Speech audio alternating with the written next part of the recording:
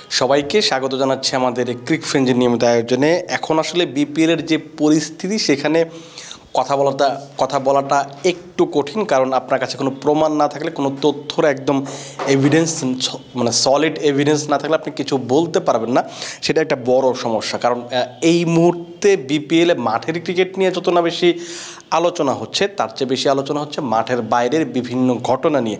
এই টুর্নামেন্টটা যখন শুরু হলো তারপর থেকেই কিন্তু এই ঘটনাগুলো চলমান ছিল। একেবারে উদ্বোধনী দিনে যদি আপনি খেয়াল করে দেখেন, লাহিরু সামারকনের 4 ওভারে 64 কিংবা 68 রান দেওয়ার ঘটনা সেদিন থেকেই সন্দেহের দানা বাঁধতে শুরু করে, তারপরে একটু একটু করে সেটা আসলে অনেক দূর পর্যন্ত গড়িয়েছে। আমরা এই পুরো টুর্নামেন্টে অনেকগুলো ইনসিডেন্ট দেখেছি, বিশেষ করে ওয়াইড বলে 5 রান দেওয়া, কিংবা হচ্ছে টানা 2টা করে ওয়াইড দেওয়া, তারপর হচ্ছে প্রায় পপিং ক্রিজ থেকে অনেকটা বেরিয়ে গিয়ে নো বল করা, অনেকগুলো সন্দেহের অবকাশ হতে পারে এরকম অনেকগুলো ঘটনা আমরা বিপিএলে দেখতে পেয়েছি। তারপর থেকে কিন্তু মানুষের মনে ওই একটা সন্দেহের দানা বাঁধতে শুরু করেছিল যে আসলে ম্যাচগুলো কি ঠিকঠাক হচ্ছে নাকি ম্যাচের বাইরেও অনেক ঘটনাগুলো ঘটছে। এই প্রশ্নগুলো যখন ঘুরপাক খাচ্ছিল তখন কিন্তু চারপাশ থেকে আসলে খুব বেশি কেউ কথা বলছিল এমনটা আমরা দেখতে পাইনি। যখন একদম টুর্নামেন্টের শেষ পর্যায়ে ঢাকা পর্ব শুরু হলে, আমরা চট্টগ্রাম পর্বে দেখেছি পারিশ্রমিক ইস্যু, ঢাকা পর্ব সেই পারিশ্রমিক ইস্যুটা ছিল,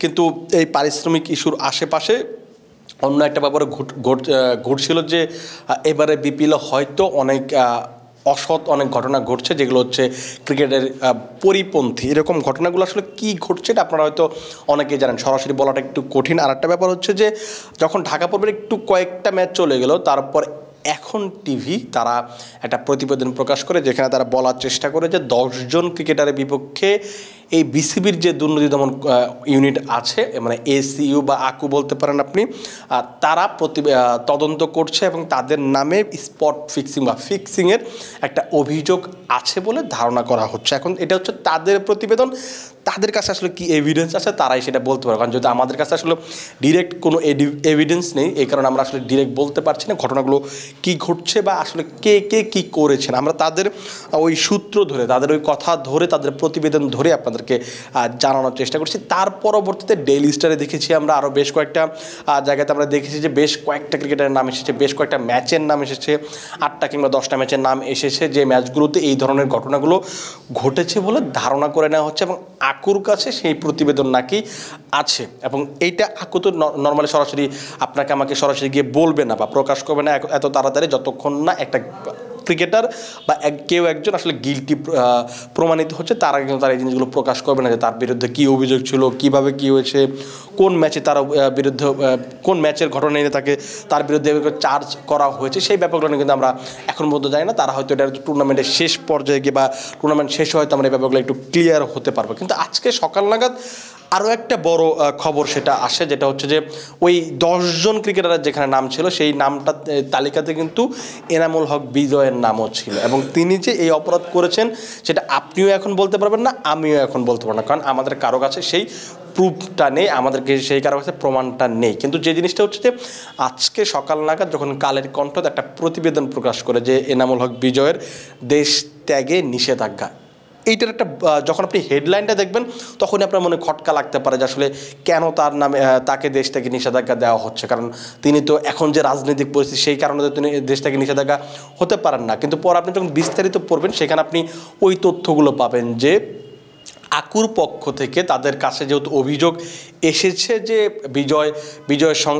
বিজয় সম্পর্কিত বেশ কয়েকটা ম্যাচে হয়তো কোনো একটা অভিযোগ তারা পেয়েছেন, এবং সেটার উপর নির্ভর করে বাংলাদেশের যে গোয়েন্দা সংস্থা আছে বা ইমিগ্রেশন যে সংস্থাগুলো আছে তাদেরকে বলেছে যে আপনারা এনামুল হক বিজয়কে দেশের বাইরে যেতে পারবেন না, এরকম একটা তথ্যই কালের কণ্ঠ দিয়েছে। এবং সেটার পর থেকে কিন্তু অনেক বেশি আলোচনা সমালোচনা হচ্ছে, এবং কালের কণ্ঠ যখন প্রতিবেদনটা প্রকাশ করেছে তার পরবর্তীতে কিন্তু প্রথম আলো, সমকাল, তার আরও বেশ কয়েকটা পত্রিকা কিন্তু এই তথ্যটা জানিয়েছে যে এনামুল হক বিজয় চাইলে তিনি দেশের বাইরে আপাতত যেতে পারবেন না। আবার আইসিসির অ্যান্টি করাপশন ইউনিটের যে নিয়মাবলী আছে সেখানে যদি আপনি খেয়াল করে দেখেন, আমি একটু আগে দেখছিলাম যে অ্যান্টি কারাপশন ইউনিটের যে এই যে এবারে বিপিএলের যে প্রধান আছে রায়ান আজাদ, তিনি একটা কয়েকটা স্ক্রিনশট তিনি তার অ্যাকাউন্টে প্রকাশ করেছেন, তার ফেসবুক অ্যাকাউন্টে। সেখানে তিনি ওই তথ্যগুলো দেওয়ার চেষ্টা করেছেন যে আপনার কাছে যখন আপনাকে নিয়ে যখন সামাজিক যোগাযোগ মাধ্যমে কিংবা মিডিয়াতে যখন কোনো কিছু নিয়ে অ্যাকিউজ করা হবে বা আপনার ফিক্সিংয়ের অভিযোগ আনা হবে, ওই তথ্য যদি আকু বা আকসুর কাছে থাকে তাহলে আপনি নিশ্চিতভাবে দেশ ত্যাগ করতে পারবেন না। তার মানে হচ্ছে এটা খুবই একটা জেনারেল ব্যাপার, এটা খুবই নর্মাল ব্যাপার যে আপনার নামে যদি অভিযোগ থাকে আপনি সেই তার ফলে আপনি দেশ ত্যাগ করতে পারবেন না। তার মানে হচ্ছে শুধু এনামুল হক বিজয় না, আপনি ধরে নিতে পারেন যে আমরা যাদের নাম শুনছি, আমরা আসলে শিওর না, যাদের নাম শোনা যাচ্ছে 8-10 জন ক্রিকেটার যাদের নাম শোনা যাচ্ছে তারা কেউই আসলে আপাতত দেশের বাইরে যেতে পারবেন না। এটা হচ্ছে অ্যান্টি কারাপশন ইউনিটের নিয়মাবলীর যে একটা অংশ, সেই অংশ মতে হচ্ছে।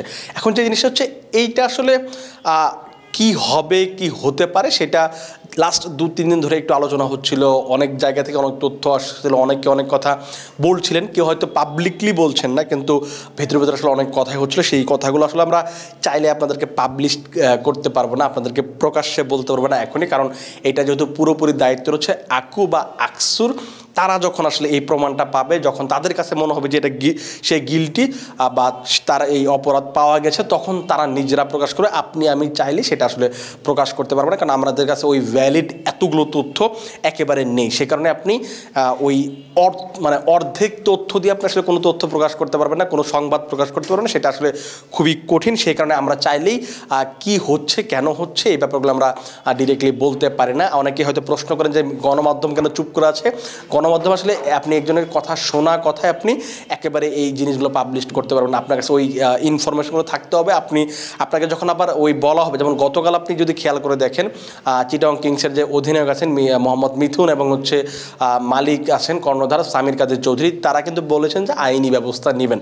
তো আপনার কাছে যদি ওই প্রুফটা না থাকে আপনি কিন্তু এর একটা বিপদে পড়তে পারেন, এই একটা ভয় সবসময় ক্রিকেটার থাকে। এখন যে জিনিসটা হচ্ছে বিজয়ের যে নিষেধাজ্ঞার ব্যাপারটা, সেইটা বিসিবি কিন্তু অফিসিয়ালি বলেনি, যেটা হচ্ছে আমি যেটা বললাম যে কালের কণ্ঠ এবং হচ্ছে প্রথম আলো সমকাল তারা প্রকাশ করেছে। এবং যতটুকু দেখা গেছে যে যমুনা স্পোর্টসের সঙ্গে বা যমুনা টিভির সঙ্গে এনামুল হক বিজয়ের একটা কার্ড পাওয়া গেছে, যেটা হচ্ছে তাদের স্পোর্টস যে ফেসবুকের পেজটা আছে সেখানে তারা ওই কার্ডটা ব্যবহার করেছে, যেখানে এনামুল হক বিজয় চেষ্টা করেছে, বলছেন যে তিনি সম্মানের জন্য ক্রিকেট খেলেন এবং তিনি সম্মানের জন্য এতদিন যাবত ক্রিকেট খেলে এসেছেন এবং তার বিরুদ্ধে এই তথ্যগুলো ছড়ানো বা এই খবরগুলো প্রকাশ হওয়া খুবই দুঃখজনক এবং তিনি আইনি ব্যবস্থা নেওয়ার একটা হুমকি বলা যেতে পারে, বা আপনি বলেন যেটা পথ অবলম্বন করতে পারেন, তিনি এরকম একটা বার্তা দিয়েছেন। এবং তার স্ত্রী ফারিয়া ইয়াসমিন, খুব সম্ভবত তার নাম, তিনি তার ফেসবুকে একটা স্ট্যাটাস দিয়েছেন ওই যমুনা স্পোর্টসেরই যে পোস্টটা ছিল সেটা শেয়ার করে তিনি লিখেছেন যে তিনিও আসলে এটার বিপক্ষে। তার একেবারে যে ধারণাটা, তিনি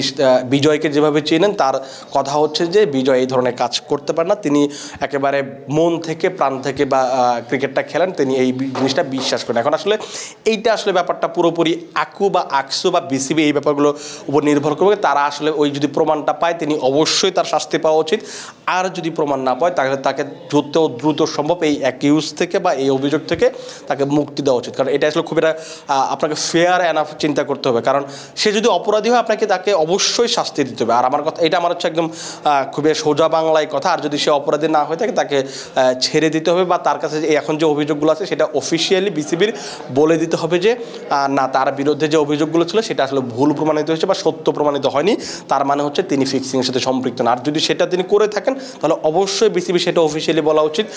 এবং যতটুকু জানা যাচ্ছে বা যতটুকু বোঝা যাচ্ছে যে বিপিএল শেষ হওয়ার পর যে ক্রিকেটারদের নামে অভিযোগ আছে তাদের শুনানি করা হবে এবং সেখানে আসলে তাদের কথা শোনা হবে, তাদের বিপক্ষে যে অভিযোগগুলো আছে সেই ব্যাপারগুলো নিয়ে আলোচনা করা হবে। তার পরবর্তীতে হয়তো একটা সিদ্ধান্ত আসবে বলে ধারণা করা যাচ্ছে। এদিকে আবার কিন্তু ফারুক আহমেদ তিনি ডেইলি সানের সঙ্গে কথা বলেছেন, সেখানে তিনি একটা কথা বলেছেন যে কেউ যদি অপরাধ করে থাকে, মানে ক্রিকেটের এবারে যে বিপিএল এত বেশি আলোচনা হচ্ছে, সমালোচনা হচ্ছে, কারো নামের সাথে যদি এই ম্যাচ পাতানো বা ফিক্সিংয়ের শব্দটা উঠে আসে, কেউ যদি ভুল করে থাকেন, প্রমাণ যদি হয়, তাহলে কিন্তু সে কিন্তু তাদের কাউকেই ছাড় দেবেন না, সেটা কিন্তু একেবারে ক্লিয়ারলি বলে দিয়েছেন। এবং কতটা হবে সেটা আসলে আমরা আগামী 7-8 দিন বা 10 দিনের ভিতরে হয়তো একটা তথ্য পাবো, আমরা হয়তো আরও একটু ক্লিয়ার ধারণা পাবো যে আসলে কী হতে যাচ্ছে, কার বিরুদ্ধে আসলে অভিযোগগুলো আছে, কী ধরনের অভিযোগ আসলে সেই তথ্যগুলো হয়তো সামনের দিন আসলে যত যাবে ততই হয়তো আমরা খুঁজে পাবো। আমরা যখন আসলে হাতে নাতে একটা প্রমাণ পাবো তখন হয়তো আপনাদেরকে আরও বিস্তারিত বা আরও ভালোভাবে বলার চেষ্টা করবো। আমি আসলে এখন যে ঘটনাগুলো ঘটছে এবং বিভিন্ন পত্রিকা, টিভি, অনলাইনে যে তথ্যগুলো ঘুরে বেড়াচ্ছে, সেই তথ্যগুলো নিয়ে একটা সামারি করার চেষ্টা করলাম বা সাম আপ বলার চেষ্টা করলাম। আপনারা ভালো থাকবেন, সুস্থ থাকবেন এবং ক্রিক ফ্রেঞ্জির সঙ্গেই থাকবেন।